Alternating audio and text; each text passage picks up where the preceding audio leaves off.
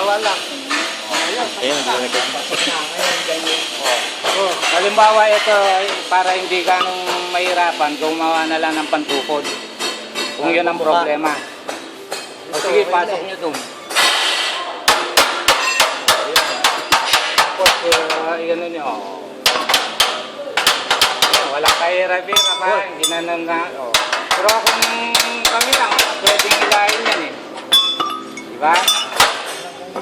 Kaya lang, kasi mamaya pan-chicks lang yung katawan nung gagawa eh. Diba? Kaya ito ang paraan na maganda. dapat may Para tukod. bumuka. Nakalagay na. Naka-video ka niyan, pupunta ka ng Palawan, pakakain ka sa pating. Ayaw ko naman ng mga ganyan. Ayaw ko na itong kaligin na Mindanao. Di ba taga ka? Basta pag once na nakasalang na to sir, ano? Saka na doon na pupukpukin Para bumuka. para bumuka. Dito sila nahihirapan. Yan nga sir eh. Gumagano eh. Ito, nakaano lang, saka mo lang ilalagay yung ano dito. Asan na yung tubo rito? Ito. Pilipat na kami.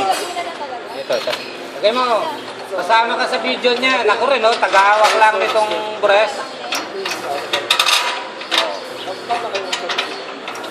Dali.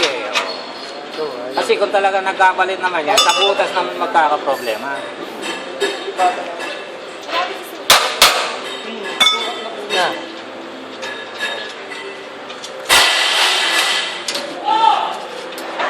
Pwede ko nang tanggalin to. Video mo rin, tanggalin ko na.